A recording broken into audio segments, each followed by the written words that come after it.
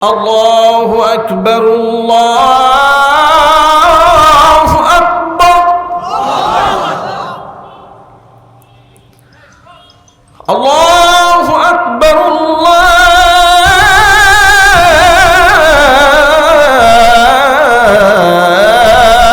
الله أكبر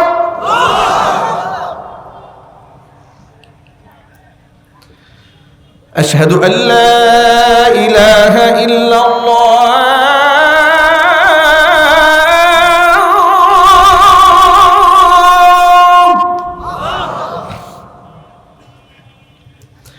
أشهد أن لا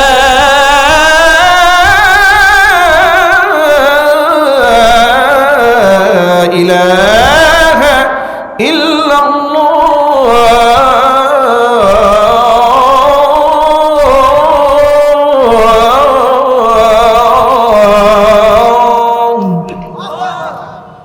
আজানের ধ্বনির সাথে মুসলমানদের ইমানের সম্পর্ক ঠিক কিনা? আল্লাহ রাব্বুল আলামিন নামাজের প্রতি মহব্বত আমাদের আরো বাড়ায় দেন, জোরে করে আমিন। পৃথিবীর কোনো আলেম, পৃথিবীর কোনো পীর, কোনো দরবেশ, পৃথিবীর কোনো মুর্শিদ জবরদস্ত আল্লাহর ওলিও যদি হয়, তিনি কি হেদায়েতের মালিকানা বহন করেন? পীর ওলি আলেম ওলামা তো দূরের কথা, পৃথিবীর আল্লাহর পক্ষ থেকে নির্বাচিত বান্দা আম্বিয়া আলাইহিমুস সালাতু ওয়াস সালাম, তাদেরকেও আল্লাহ পাক হেদায়েতের মালিক বানাননি। হেদায়েতের মালিকানা যদি নবীদের হাতে হতো, তাহলে নবী লূত আলাইহিস সালাতু ওয়াস সালামের স্ত্রী জাহান্নামী হতেন না, আল্লাহর গজবে তিনি ধ্বংস হতেন না, ঠিক কিনা বলেন? হিদায়াতের মালিকানা যদি নবীগণের হাতে হতো, ইব্রাহিম আলাইহিস সালাতু ওয়াস সালামের পিতা আযর জাহান্নামী হতেন না।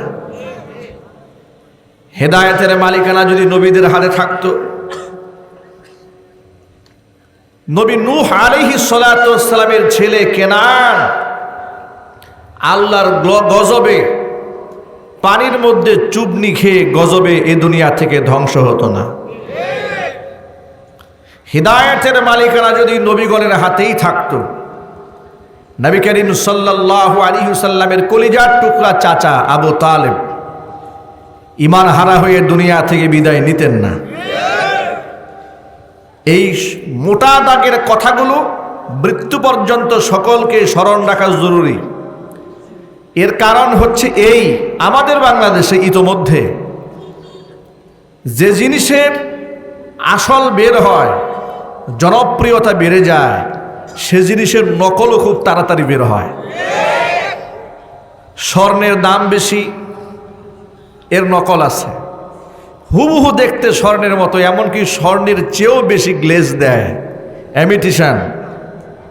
15 টাকা 20 টাকা দিয়ে রাস্তাঘাটে চেইন বিক্রি হয়, ফুটপাতে বিক্রি হয় কিনা বলেন? ডায়মন্ড মূল্যবান এই পাথর, হীরকখণ্ড অনেক দামি, ডায়মন্ডের চেয়েও গ্লেজ বেশি। 30 টাকা 40 টাকা দিয়ে ডায়মন্ড কাটিং চুড়ি পাওয়া যায়, ঠিক কিনা বলেন? কারণটা কি? যে জিনিস জনপ্রিয় হয়েছে তার নকল খুব তাড়াতাড়ি বের হয়। সমাজের মাধ্যমে, সমাজের মধ্যে হক্কানি আলেম ওলামা পীর বুজুর্গের মাধ্যমে অসংখ্য লোকেরা আল্লাহকে চিনেছে, শিরিক ছেড়েছে, বেদাত ছেড়েছে, কুফর ছেড়েছে, কোরআন চিনেছে, পরকাল বুঝতে শিখেছে, জান্নাত জাহান্নাম সম্পর্কে অবগত হয়েছে। ওলামারা জনপ্রিয় হয়েছেন, আলেমদেরকে জনপ্রিয় কে বানিয়ে দিয়েছেন বলুন তো? আরো জোরে বলুন। এত বেশি জনপ্রিয় আল্লাহ পাক উলামাদেরকে বানিয়েছেন, যা আলেমদের বক্তৃতা শোনার জন্য রাত 1টা 2টা 3টা পর্যন্ত লোকেরা রাত জেগে বসে থাকে আলেমদের বক্তৃতা শোনার জন্য। চিৎকার দিয়ে বলুন সুবহানাল্লাহ। আলেমদের সম্মান আল্লাহ পাক দিয়েছেন। কোরআন মাজিদ আল্লাহ পাক বলে দিয়েছেন, ইয়ারফাইল্লাহুল্লাযীনা আমানু মিনকুম ওয়াল্লাযীনা উতুল ইলমা দারাজাত। তোমাদের মধ্যে যারা ঈমানদার তাদের সম্মান আমি আল্লাহ পাক বৃদ্ধি করব। ওয়াল্লাযীনা উতুল ইলমা দারাজাত, আর যাদেরকে ইলম দান করা হয়েছে তাদের মর্যাদা বহু গুণে আমি আল্লাহ পাক বৃদ্ধি করে দেব। আলেমদের সম্মান টাকা দিয়ে হয়নি, ক্ষমতা দিয়ে হয়নি, পেশি শক্তি দিয়ে হয়নি।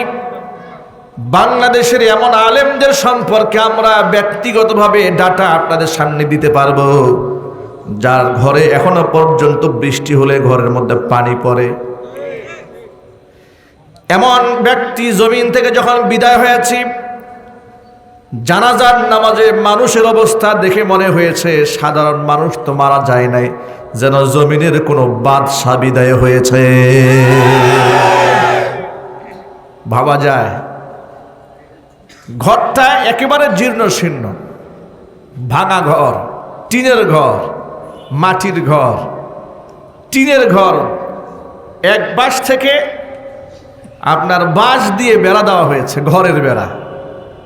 এমন একজন ব্যক্তি দুনিয়া থেকে মারা গেলেন, জানাজার নামাজ দৃশ্য দেখে মনে হলো যে কোনো গরিব মারা যায়নি, মনে হচ্ছে দুনিয়ার বাদশা মারা গিয়েছে। আবার এমন রাজা মহারাজা, দুনিয়াতে যার পেশি শক্তি ছিল, ক্ষমতা ছিল, রাস্তায় চলার সময় সামনে গাড়ি, পেছনে গাড়ির বহর, ডানে ফোর্স বামে ফোর্স, বডিগার্ড নিয়ে চলেছে। ইন্তেকালের পরে জানাজার নামাজের দৃশ্য দেখে মনে হয়েছে একটা ফকির মারা গেছে। কথা বলতে হবে, ঠিক কিনা বলুন? ইমাম আহমদ ইবনে হাম্বল রহমাতুল্লাহি আলাইহি কারারুদ্ধ অবস্থায় তিনি বলেছিলেন যে আমাদের মধ্যে আর তাদের মধ্যে জালেম, তারাও নিজেকে মুসলিম দাবি করে, মুসলিম দাবি করে তারা আমাদেরকে কারারুদ্ধ করে রেখেছে। আমাদের মধ্যে আর তাদের মধ্যে কতটুকু পার্থক্য এটা প্রমাণ হবে আমাদের জানাজার নামাজের দৃশ্য দেখে। আল্লাহু আকবার বলেন। বাংলাদেশের এক একজন আলেম দেশ থেকে বিদায় নিচ্ছে, রাজা বাদশার মতো বিদায় নিচ্ছেন। কোটি কোটি মানুষ চোখের পানি ফেলছে, চিল্লে বলতে হবে, ঠিক কিনা? জানাজার নামাজের লোক বাধা দিয়েও আটকে রাখা যাচ্ছে না। আবার কত লোকের জানাজা মাইকিং করে টর্চ লাইট দিয়ে লোক খুঁজে পাওয়া যায় না। সব ইজ্জত দেওয়ার মালিককে, সম্মান দেওয়ার মালিককে। প্রিয় ভাইয়েরা আমার, আল্লাহ কোরআনে ওয়াদা করেছেন ইমানদারদের সম্মান আমি আল্লাহ বৃদ্ধি করে দেব। ওয়াল্লাযীনা উতুল ইলমা দারাজাত, আর যাদেরকে ইলম দান করা হয়েছে আহলে ইলমদেরকে আমি আল্লাহ পাক বহু গুণে মর্যাদা বৃদ্ধি করে দেব। এই জন্য এখানে যারা এসেছেন বয়ান শোনার জন্য, মৌলিক একটা হাদিস আপনাদেরকে শোনাই দিই। বক্তৃতা শুরু করার আগে এগুলো হচ্ছে আমার মুকদ্দমা, ভূমিকা। আল্লাহর নবী সাল্লাল্লাহু আলাইহি সাল্লাম বলেছেন, কুন আলিমান, তুমি নিজে আলেম হও। কে বলছেন? আল্লাহর নবী, বিশ্বনবী মুহাম্মদ রাসূলুল্লাহ সাল্লাল্লাহু আলাইহি সাল্লাম বলছেন, কুন আলিমান। যেহেতু আলেমদের বিরাট সম্মান, অনেক মর্যাদা, আলেমগণ নবীগণের ওয়ারিস, নিজে আলেম হয়ে যাও। কুন আলিমান, যদি আলেম হতে নাও পারো, আও মুতাআল্লিমান, আলেমের ছাত্র হও। ছাত্র হতে পারো নাই, তাহলে আও মুস্তামিআন, আলেমের কথাকে গভীর মনোযোগ সহকারে শোনো। যদি শোনার মতো সুযোগ নাও পাও, আও মুহিব্বান, অন্তর দিয়ে আলেমকে ভালোবাসো। কয়টা বললেন? সবাই বলেন। চারটে আঙ্গুল উঁচা করেন, যাতে করে বাড়ি থেকে ভুলে না যান। এটা আমার কথা নয়, মুহাম্মদ রাসূলুল্লাহ সাল্লাল্লাহু আলাইহি সাল্লাম বলেছেন, কুন আলিমান, নিজে আলেম হও। আও মুতাআল্লিমান, আলেমের ছাত্র হও, শিক্ষার্থী হও, আও মুস্তামিআ, অথবা আলেমের কথা গভীর মনোযোগ সহকারে শোনো। নিজেকে পণ্ডিত মনে করো না, এমন ভেবো না আলেমরা কি জানে, সব জানতাম আমরা। বাংলাদেশের এমন অনেক বুদ্ধিজীবী আছে সূরা ফাতিহাও জানে না, কিন্তু জাতীয় বুদ্ধিজীবী। কথা বলতে হবে, ঠিক কিনা বলে? দেশের দুর্দশা তো এই জন্য নেমে আসে, কোরআন জানে না, হাদিস জানে না, সে আলেমদেরকে নিয়ে বাজে মন্তব্য করে টেলিভিশন টক শো অনুষ্ঠানে। আল্লাহ নবী বলেন, খবরদার, নিজে আলেম হও অথবা আলেমের ছাত্র হও, আলেমের কথাকে গভীর মনোযোগ সহকারে শোনো। 4 নাম্বার হচ্ছে মুহিব্বা, আলেমকে অন্তর থেকে মোহাব্বত করো। ওয়ালা তাকুনিল খামিসা ফাতাহলিক, 5ম নাম্বার হইও না। এর মানে আলেম বিদ্বেষী হয়ে যেও না। আলেম বিদ্বেষী হয়ে গেলে তোমার ধ্বংস অনিবার্য। এটা পৃথিবীর কোন আলেম ফতোয়া দেয় নাই, এই ফতোয়া দিয়েছেন মুহাম্মদ রাসূলুল্লাহ সাল্লাল্লাহু আলাইহি ওয়াসাল্লাম। আপনার এক বাক্যে জবাব দিয়ে বলুন তো, আল্লাহর হাবিব যে ফতোয়া দিয়েছেন তার মধ্যে সন্দেহ আছে নাকি? আলেম বিদ্বেষী যারা হবে, ধ্বংস তারা হবে, কোনো সন্দেহ নাই। চিল্লাবা ঠিক কিনা মুসলমান?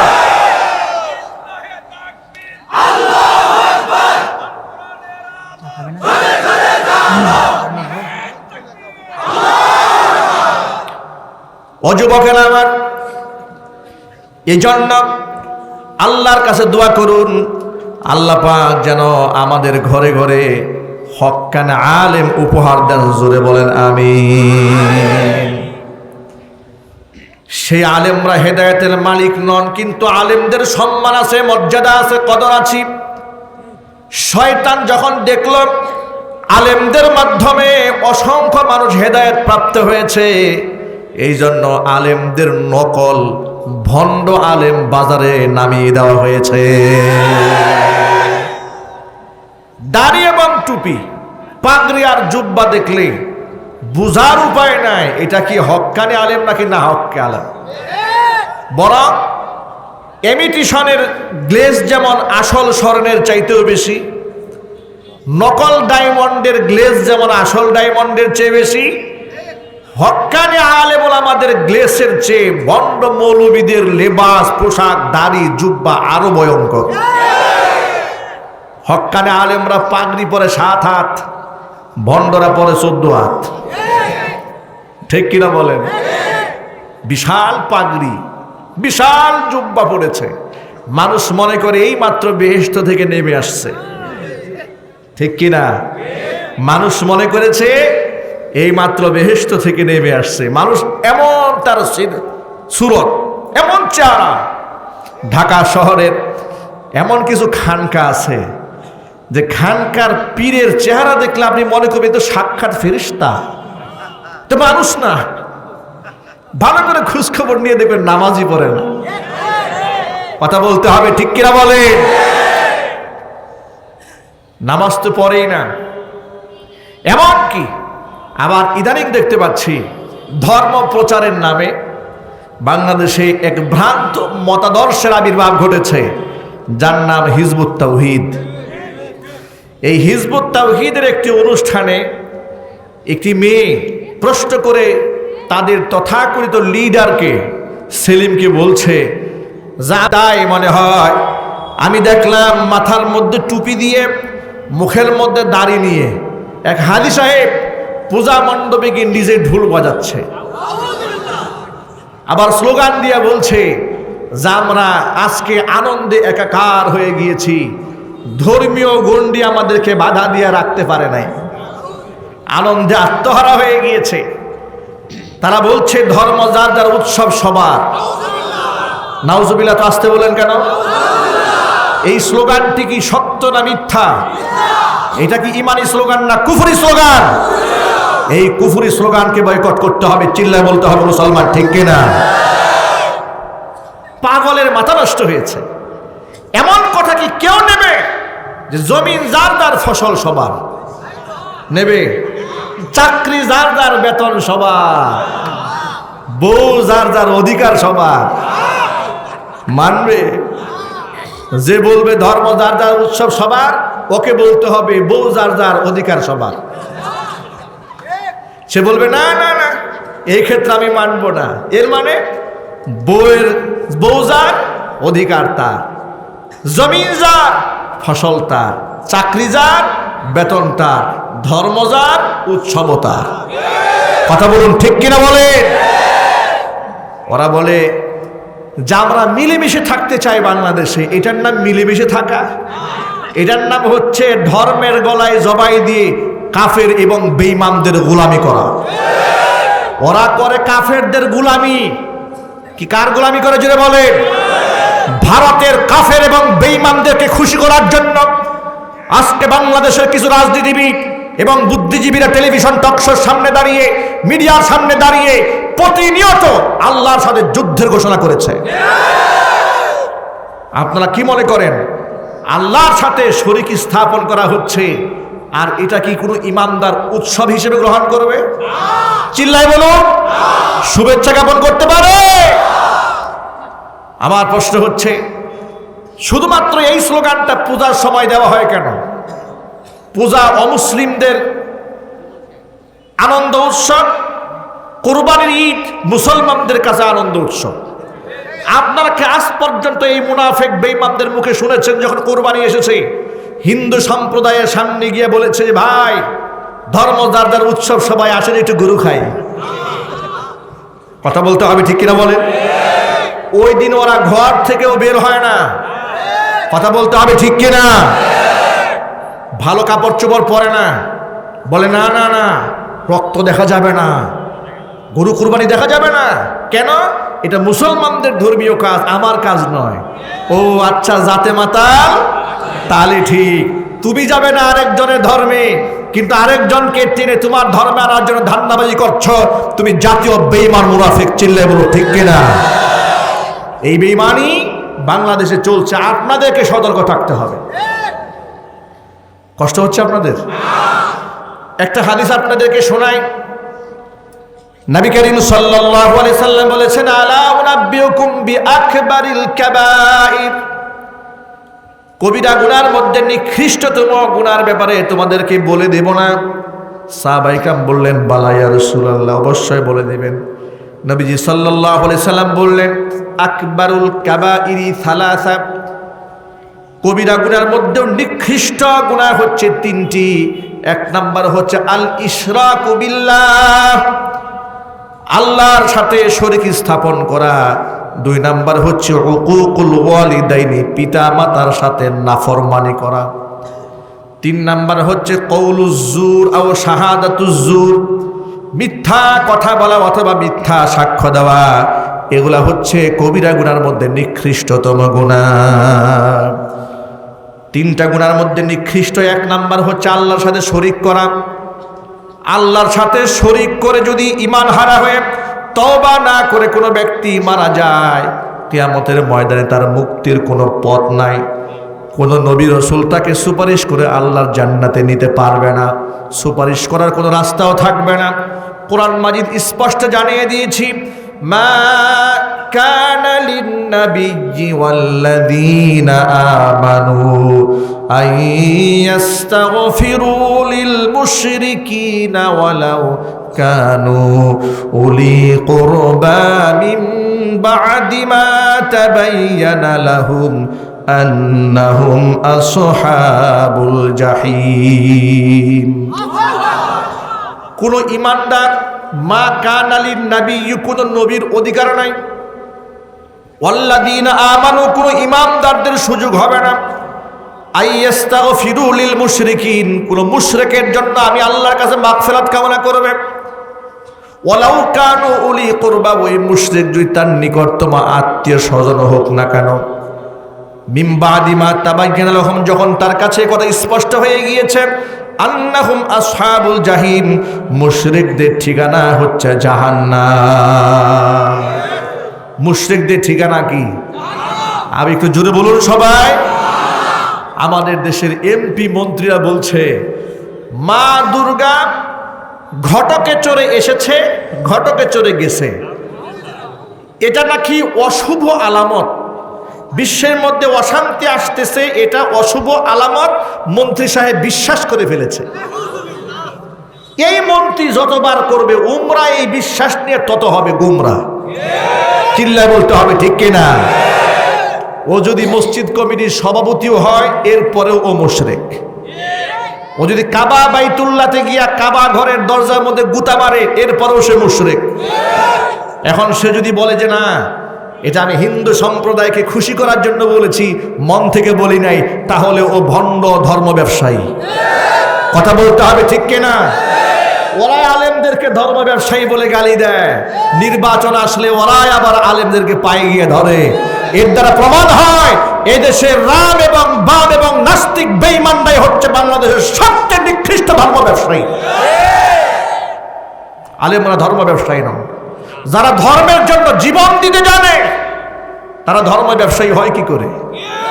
ধর্মের জন্য ফাঁসির মঞ্চে উঠতে পারে, জেল জরিমানা গ্রহণ করতে পারে, তারা ধর্ম ব্যবসায়ী হতে পারে না। চিল্লাই বলো মুসলমান ঠিক কিনা?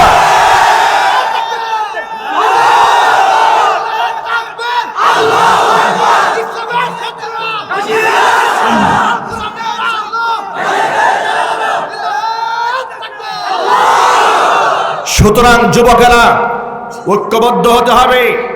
সুদিন সামনে আসবে বাংলাদেশের ইনশাআল্লাহ। আমরা মৌলবাদ বলে অনেক গালি খেয়েছি, জঙ্গিবাদ অনেক শুনেছি, উগ্রবাদ অনেক শুনেছি, আমাদের নামের তালিকাও হয়েছে। এবার তাদের নামের তালিকা হবে বেঈমান মুনাফিক হিসেবে। যুবকরা কি বেঈমানদের তালিকা করে বাংলার জমিনে ইমানের কালিমা উদ্দিন করতে পারবে? কোন কোন যুবক পারবে? আমি দোহাত দেখতে চাই।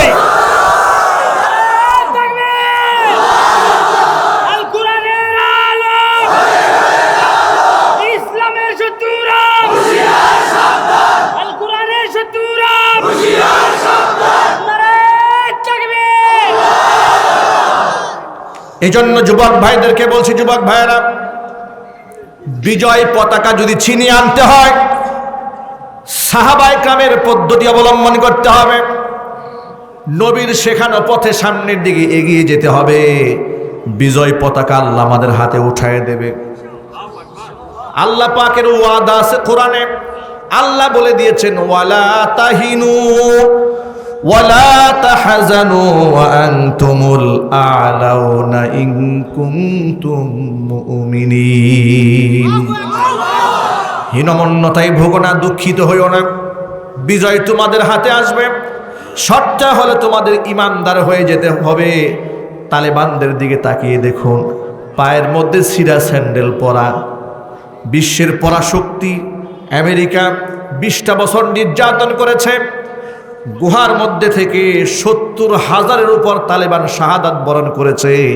নিরাশ হয় নাই, ভরসা করেছে কার উপরে? আল্লাহর উপর ভরসা করে সর্বশেষ ছিঁড়া স্যান্ডেল পায়ে দিয়ে, 2 পায়ে 2 আকারের স্যান্ডেল, সুবহানাল্লাহ। হাতের মধ্যে ভারী অস্ত্র নেই, 5 জনে মিলে এক স্টেট দখল করে ফেলেছে। বেঈমান বাহিনী দেশ ছেড়ে পালিয়েছে। এর দ্বারা প্রমাণ হয় ইমান যদি শক্তিশালী হয় মুসলমানদের বিজয় আসবে। বলেন না ইনশাআল্লাহ? তালেবানদের সঠিক কোনো নিউজ টেলিভিশনে প্রচারিত হয় না। আপনারা ইতোমধ্যে শুনতে পেয়েছেন, জ্ঞানীগুণী যারা এসেছেন আপনারা খবর রেখেছেন, তালেবান রাষ্ট্রের আফগানিস্তানের মুদ্রা আমেরিকান ডলারকে ছাড়িয়ে গেছে। ওরা বলেছে তালেবানরা না খায়া মরবে, তোরা তাকায় দেখ, তোদের ডলারের চেয়ে তালেবানদের মুদ্রার দাম আল্লাহ বাড়িয়ে দিয়েছে। মোল্লা মৌলবাদ বলে যাদেরকে গালি দিয়েছিল এই দেশের হলুদ সাংবাদিক এবং বুদ্ধিজীবীরা, তোরা তাকিয়ে দেখ শাহবাগী কলা বিজ্ঞানীরা, আফগানের তালিবানরা সুপার কার বানিয়েছে। আল্লাহু আকবার বলেন, আল্লাহু আকবার বলেন। আফগানের মোল্লারা সুপার কার বানায়, আমেরিকান পরাশক্তির সাথে লড়াই করে জয়লাভ করে। বাংলাদেশের কলা এবং শাহবাগী বিজ্ঞানীরা ওরা হুতুম পেশা বানায়। কথা বলতে হবে ঠিক কিনা? এরা পহেলা বৈশাখে মঙ্গল শোভাযাত্রা করে দেশের মধ্যে মুসলমানদের মধ্যে বিভেদ এবং ফাসাদ সৃষ্টি করে দেয়। যুবকেরা আমার, তালেবান থেকে শিক্ষা গ্রহণ করেন, ফিলিস্তিনের হামাসের মুজাহিদদের থেকে শিক্ষা গ্রহণ করেন। ঈমান কাকে বলে? ছোট্ট মোটর বাইকে পিছনে পাখা লাগিয়ে প্যারাশুট দিয়ে উড়ে উড়ে এই পৃথিবীর পরাশক্তি ইসরায়েলের দুর্ভেদ্য প্রাচীর ভেদ করে উড়ে উড়ে দুজন করে সামান্য হাতের মধ্যে পিস্তল নিয়ে ইসরায়েলের ভূমিতে পা রাখতেছে। নিজের জীবনের 0% নিরাপত্তা নাই। ভরসা আছে কার উপরে? কার উপরে? এই দৃশ্য দেখে আমার উহুদের ময়দানের একটা দৃশ্য মনে পড়ে গেছে। সুবহানাল্লাহ বলবেন না? ফিলিস্তিনের শিশু বাচ্চাদের ঈমান দেখে আল্লাহর কসম আমার নিজের কাছে নিজেকে মুনাফিক মনে হয়। ওরা যে ঈমান শিখেছে, কেমন মায়ের গর্ভে জন্ম হয়েছে, হাত খুলে পড়ে গেছে, হাত পড়ে গেছে, সেলাই চলছে। এমন সময় একজনে তাকে বলছে তুমি সূরা ফাতিহা পড়ো। তাজা ঘায়ের উপরে সুতা দিয়ে শিলাচ্ছে, আর এই ছেলেটা সূরা ফাতিহা তেলাওয়াত করছে। রক্তাক্ত দেহ, বয়স 3 বছরের বাচ্চা, একজনে কানের মধ্যে সূরা ফাতিহা শোনাচ্ছে, কান্না বন্ধ হয়ে গিয়েছে।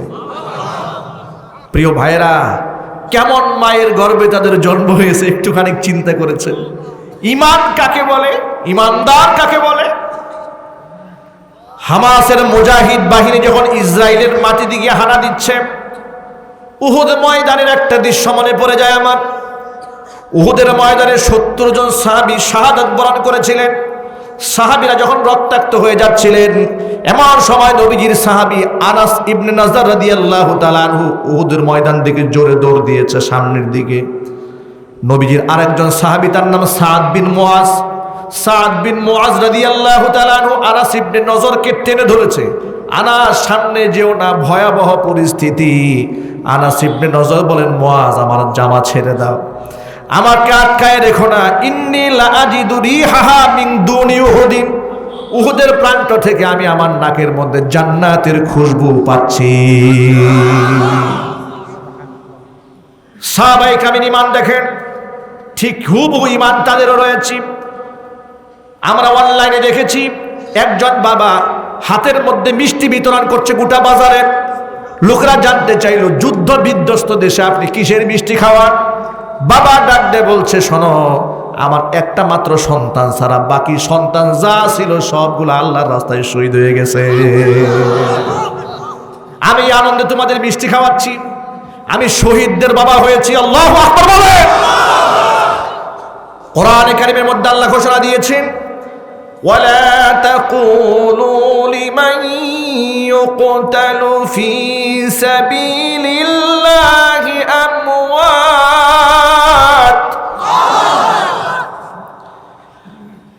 বাল আহইয়াউ ওয়ালাকিন লা তাশউরুন।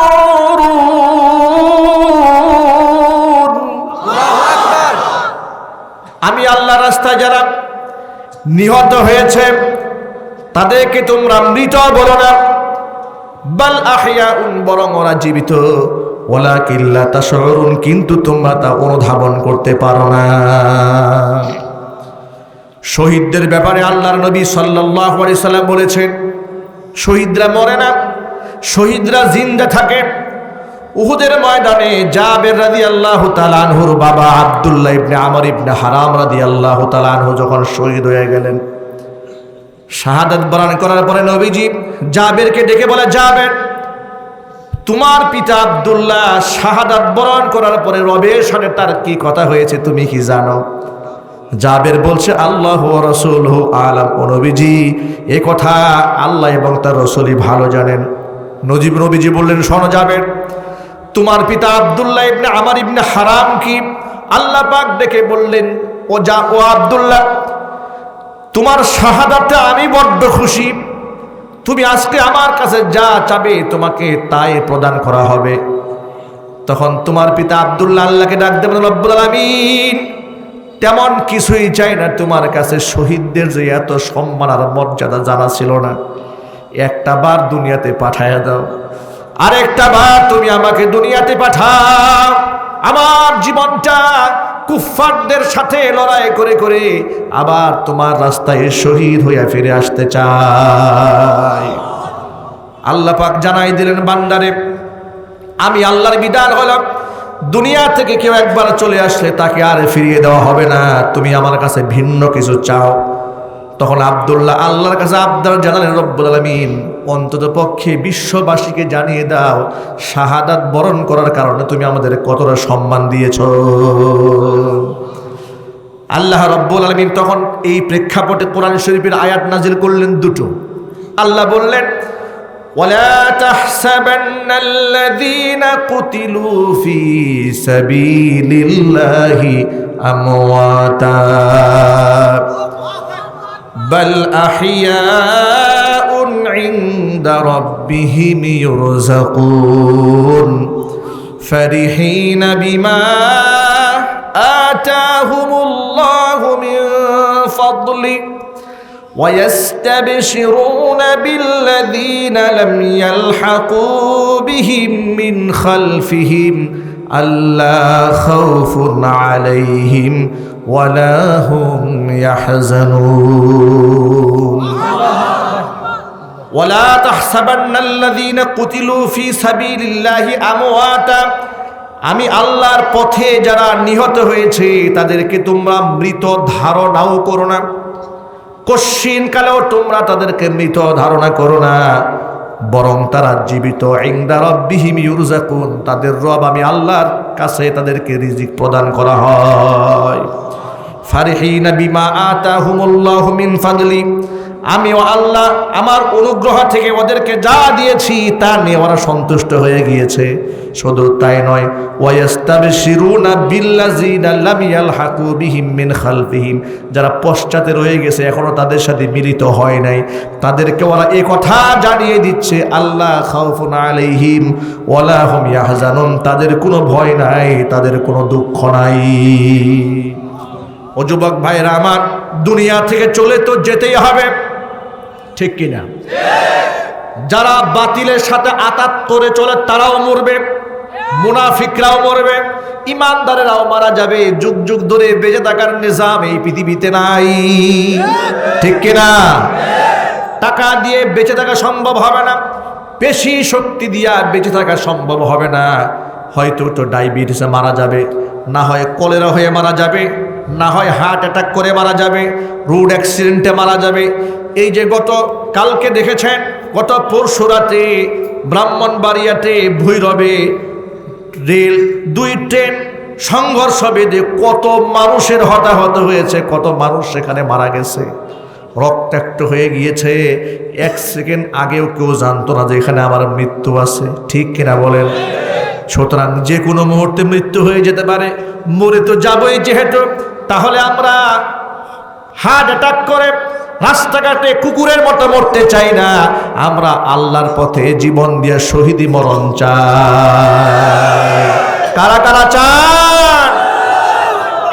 আল্লাহ কবুল করেন, জোরে কোন আমিন।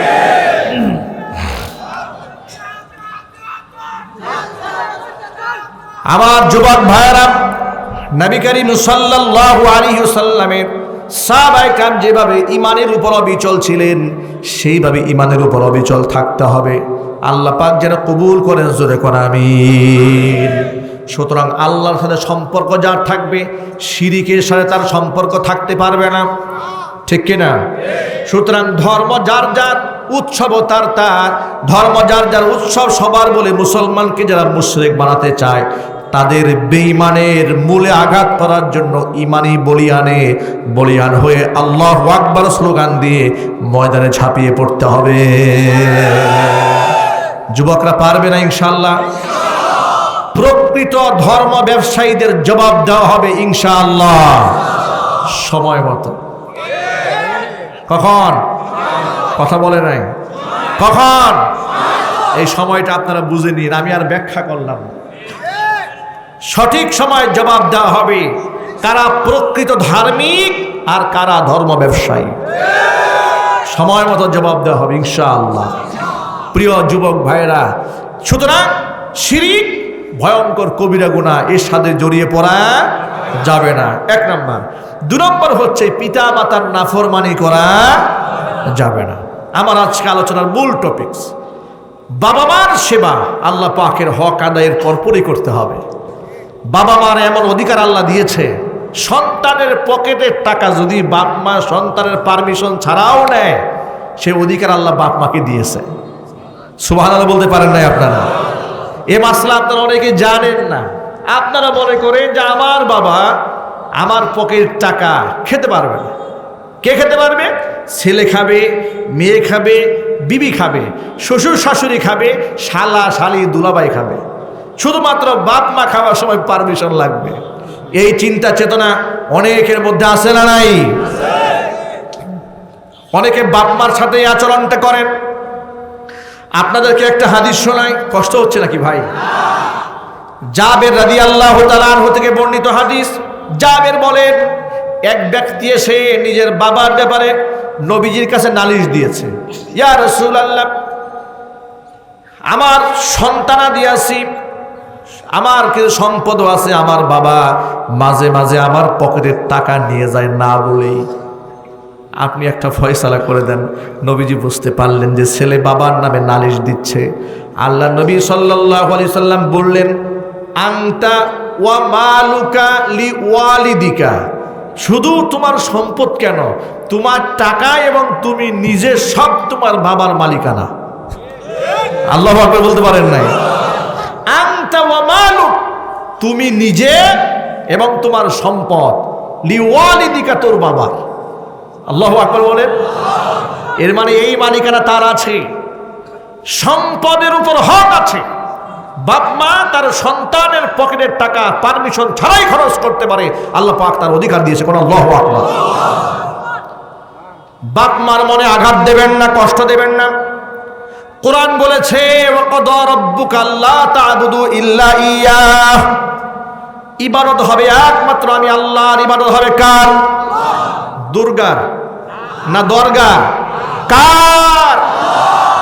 একমাত্র আল্লাহর ইবাদত হবে, আল্লাহ ছাড়া কারো ইবাদত হবে না। ওয়াবিল ওয়ালিদাইনি ইহসানা, আল্লাহর পরে বাপ মার সেবা হবে। আল্লাহ পাক বলেন, ইম্মা ইয়াবলুগান্না ইনদাকাল কিবারা আহাদুহুমা, বাবা মার কোনো একজন যদি তোমার জীবদ্দশায় বার্ধক্যে উপনীত হয়ে যায়, আও কিলাহুমা, উভয় যদি উপনীত হয়ে যায়, বাপ মা যদি তোমার শব্দ শুনে কষ্ট পায়, বাপ মার সামনে শব্দ পর্যন্ত বলতে পারবে না, হারাম। ওয়াকুল লাহুমা কাওলান কারীমা, বাপ মার সামনে সম্মানজনক কথা বলবে। আল্লাহু আকবার। অশ্রদ্ধা যেন ভাষায় না থাকে, শব্দে না থাকে, অত্যন্ত আদবের সাথে বাবা মার সাথে কথা বলতে হবে। শুধু তাই না, ওয়াখফিদ লাহুমা জানাহায যুল্লি মিনার রাহমা, সর্বোচ্চ বিনয় হতে হবে বাবা মার সামনে। সুবহানাল্লাহ পড়েন। আমাদের সমাজের কর্মীরা নেতার সামনে যে কত বিনয়, কথা বলতে হবে, ঠিক কিনা বলেন? জানে নেতা সুদ খায়, এরপরেও বলে আমার নেতার চরিত্র ফুলের মতো পবিত্র। জানে নেতা নাইট ক্লাবে যায়, এরপরেও বলে আমি অমুক নেতার আদর্শের সৈনিক। আছে না নাই? কত বিনয় নেতার সামনে। নেতা মন্দিরে গেলেও উনি পেছনে পেছনে মন্দিরে যাচ্ছে, কথা বলে না। নেতা মন্দিরে গেলে কর্মীরা পেছনে পেছনে মন্দিরেই যাচ্ছে। এতটুকু মান বিচার করে না, যাচ্ছি কোথায়। নেতার ডাকে মন্দিরে যেতে পারো, রবের ডাকে মসজিদে হাজিরা দিতে পারো না। তোমাকে কে মুসলমান বলেছে? কথা বলুন না, ঠিক কিনা? আল্লাহ পাক বলেন, এই পৃথিবীতে সবচেয়ে বেশি বিনয় দেখাবে তুমি তোমার বাপ মার সাথে। আল্লাহু আকবার। বাপ মার জুতা সোজা করে দাও, নিজের হাতে বাপ মার কাপড় কেচে দাও, বাপ মার খাবার দাবারের ব্যবস্থা করে দাও।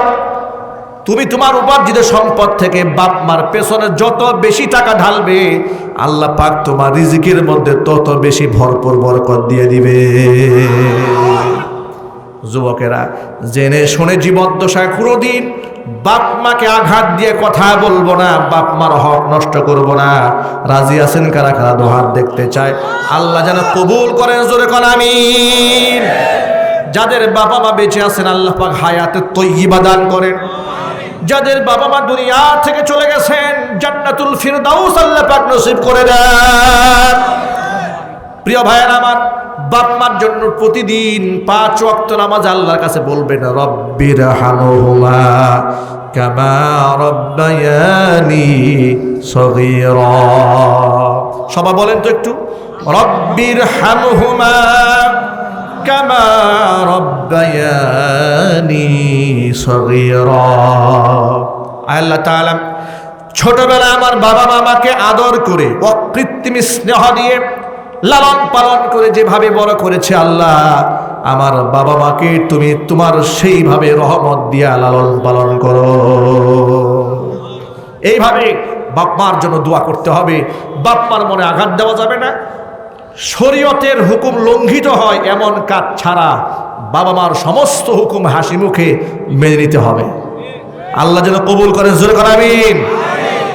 প্রিয় ভাইরা, 2 নম্বর ভয়ঙ্কর কবিরা গুনাহ বাপ মার সাথে নাফরমানি করা। নবীজি বলেছেন, রিদাল্লাহি ফি রিদাল ওয়ালিদাইন, আল্লাহর সন্তুষ্টি নির্ভর করে বাবা মার সন্তুষ্টির উপরে। আল্লাহ খুশি, বাপ মা খুশি। বাপ মাকে খুশি করতে পারবো না ইনশাআল্লাহ। আল্লাহ যেন কবুল করেন।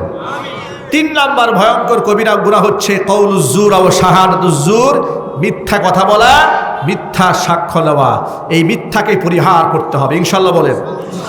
অনেকে বলে রাজনীতি করতে হলে একটু মিথ্যা কথা বলতে হয়। এই কথাটা কুফরি। এই কথা কি জন্য বলেন? কুফরি। মিথ্যাকে পরিহার করতে হবে, মিথ্যা সাক্ষ্য দেওয়া বন্ধ করতে হবে। বাংলাদেশের আদালতে মিথ্যা সাক্ষ্য আছে না নাই? যদি বলতে হবে আছে না নাই? অসংখ্য লোকেরা দিনের পর দিন, বছরের পর বছর, মাসের পর মাস কারারুদ্ধ হয়ে আছে মিথ্যা সাক্ষীদের কারণে। কথা বলতে হবে, ঠিক কিনা বলেন? অনেক আলেম ওলামারা আজ অবধি এখনো পর্যন্ত মাজলুম অবস্থায় কারাবরণ করছে। আলেমরা আবার মুক্ত বাতাসে ফিরে আসুক, কোরআন সুন্নাহর প্রচার করুক, প্রসার ঘটাক, কোরআনময় জীবন গড়ার ক্ষেত্রে সহযোগিতা করুক। আমরা চাই না এটা? কারা কারা চান আলেমরা ফিরে আসুক? কারা কারা চান? আল্লাহ আলেমদেরকে ঐক্যবদ্ধ হয়ে কাজ করার তৌফিক দান করেন। জালেমের জুলুম থেকে উলামাদেরকে আল্লাহ হেফাজত করেন। জোরে বলেন আমিন। মিথ্যা কথা বলা, মিথ্যা সাক্ষ্য দেওয়া থেকে আল্লাহ পাক আমাদেরকে বিরত থাকার তৌফিক দান করুন। প্রিয় ভাইয়েরা, সংক্ষিপ্ত আকারে আপনাদের সামনে কোরআন এবং সুন্নাহ থেকে বাস্তবতার নিরিখে সংক্ষিপ্ত কিছু কথা বলেছি। আল্লাহ পাক এই বক্তব্যের উপর সবার আগে আমাকে, আমার ভাইদেরকে, মা বোনদেরকে আমল করার তৌফিক দান করেন। রাত 12টা পার হয়ে গেছে, গভীর রাত পর্যন্ত কথা বলা এটাও শরীয়তের মেজাজ নয়। তাহলে পরবর্তী ফজরের মধ্যে এটার মারাত্মক আঘাত হানে, ঠিক কিনা? আমরা ইসলামের স্বার্থ হাসিল করতে গিয়া নিজের আমলকে বরবাদ করতে পারবো না। আমরা নিজের আমলকে স্ট্রং রাখবো, শরীয়তের সমস্ত নীতিমালাকে মেনে নিই। আমরা বলি ইনশাআল্লাহ। আল্লাহ কবুল করে, মঞ্জুর করে, জোরে করে আমিন। আল্লাহুম্মা আমিন। বলার মতো আজকে তো অবস্থা নাই। মাইকের যে অবস্থা, কথা বলতে 12টা বেজে গেছে আমার। আচ্ছা, একটা বলি, আল্লাহু আকবার, আল্লাহু আকবার, আল্লাহু আকবার,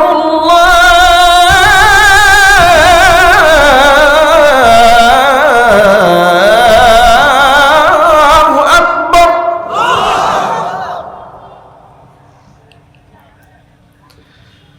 আশহাদু আল্লা ইলাহা ইল্লাল্লাহ,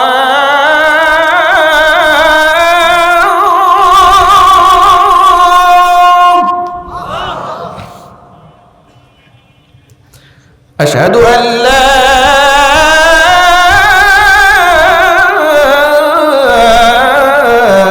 ইলাহা